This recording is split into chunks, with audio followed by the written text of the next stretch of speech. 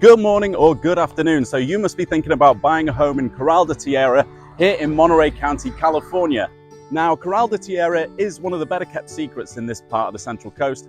I'm a betting man, and I reckon if you're looking at moving here from out of state, you've heard of all the big places around here. I'm talking Carmel by the Sea with its beautiful beaches, Monterey, famous for its aquarium, and the sprawling coastal beauty of Big Sur. But what if you don't want to be on the coast and you like it a bit warmer? Well, congratulations, you're on the right video today. We're going to be talking about all things Corral De Tierra and why this might be the perfect place for you to buy a home. Let's get after it now. So the community of Corral De Tierra lies along Highway 68, roughly the midpoint between Salinas and the Monterey Peninsula.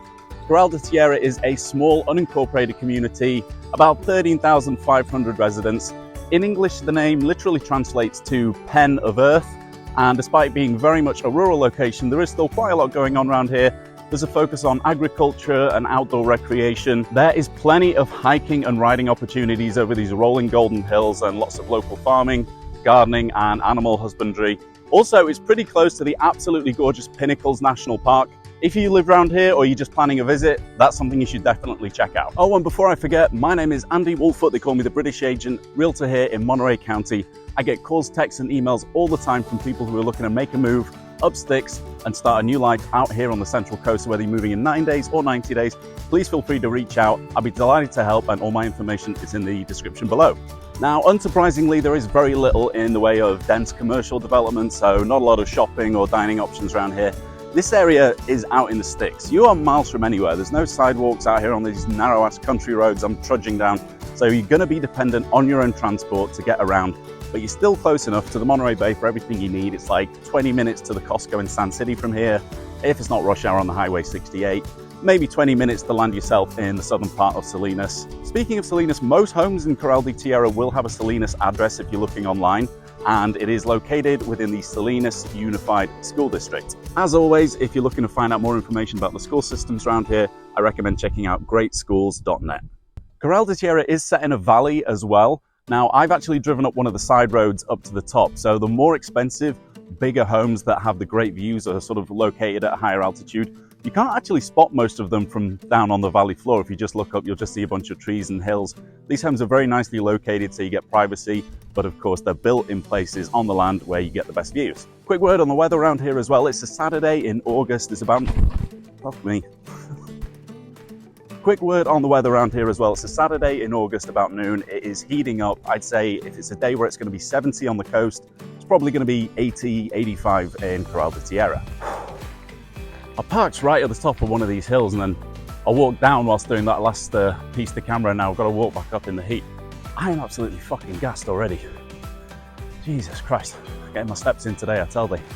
Now you might be thinking, okay Andy, it's all well and good you blathering on about Corral De Tierra all day, you're trying to sell us houses here, but what is the internet saying about this place? Well, the quick answer is not a right lot. It was kind of hard to find many references that aren't just talking about the Corral De Tierra Country Club, which is a really cool place, by the way. I'm not much of a golfer, being English, I'm all about soccer, but the course gets lots of great reviews online. It's a great place for events and weddings, and in fact my first brokerage, Keller Williams Coastal Estates, used to hire this place out for our annual awards lunch. Oh look, here's a picture of me receiving an award for selling real estate. How'd that get in here?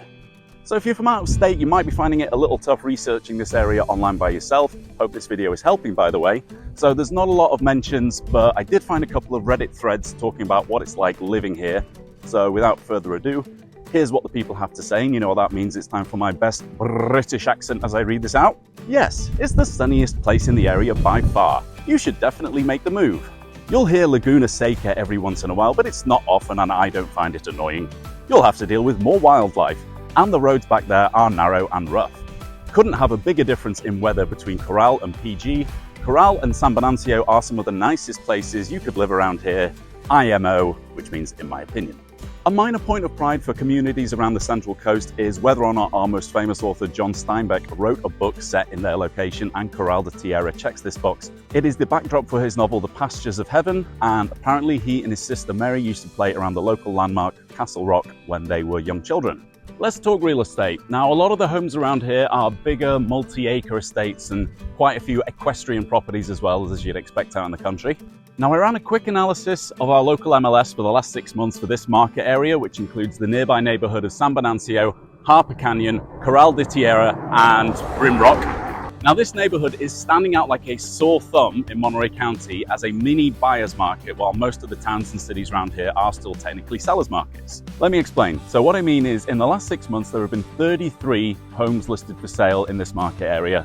Of these, 14 have successfully closed, 2 have currently accepted offers and are in escrow, and the remaining 17 are still actively up for sale. Now, a common metric used in residential real estate to establish how well a neighborhood is selling is to calculate how long would it take all the homes currently for sale to sell if no more homes were put on the market. So as there's just 2 out of 19 homes in contract, that means it's going to take around 8 months or more to get through all that inventory.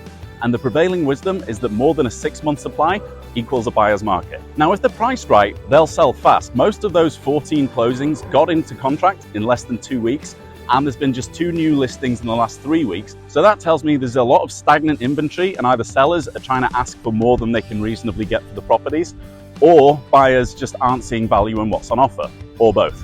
However, hopefully those interest rates can keep sliding down like they've been doing this week and relieve some pressure on the cost of buying a home. The prices of the homes actively for sale range from $1,150,000 to $3,750,000, and there's a 2-bed condo for sale as well, priced at $660,000. Now, as I said earlier, all of these are big homes around here. All but one of the 16 single-family homes for sale is 2,000 square foot plus, and again, nearly all of them have an acre or more of land. Most homes were built in the 1960s and 70s. There are some streets with homes from the 80s and 90s, but that's about as young as they get. Barely any new construction from this century. So if you're one of those people who has to have a new build, then you're shit out of luck in Corral De Tierra. So now, once I've got you in contract on your dream home in Corral De Tierra, there ain't no time to relax, mate. We've got inspections and disclosures to get done. And because this is country living in California, that means a whole bunch of paperwork. As well as the usual home and termite inspections, we're probably going to have to do a septic inspection too, and also look into how the home gets its water. If it's not on a public water supply, then it's probably going to be on a well, and we want to get a well inspection and certainly research whether the well water is shared with any of the neighboring properties, and if there's a legally binding water sharing agreement in place that's signed and up to date. Now, I'm filming this in August, which is bang in the middle of fire season. Home insurance costs have been going up significantly in California, and you probably noticed the golden hills of dried grass and weeds from all the B-roll footage I've shot so far for this video. Since 2021, when you sell a property that is located in a high or very high fire hazard severity zone here in Monterey County, you will need a defensible space inspection to ensure you're compliant with our local vegetation management ordinances. This means you've got to keep your property free and clear of all vegetation for up to 100 feet from the edge of any structures on the land. So this is something you might have to do once or twice a year to keep compliant, either spend a day doing it yourself or just hire someone to take care of it for you. So if you're thinking Corral De Tierra might be the kind of place you can vibe with, I would love to show you around. Make sure you give me a call, shoot me a text, or send me an email. My name is Andy Woolfoot, they call me the British Agent, Realtor here in Monterey County. All my information is in the description below. Please feel free to reach out, I would love to hear from you. Right, that's it for today, I'm done. Going home for a cup of tea. See you on the next video.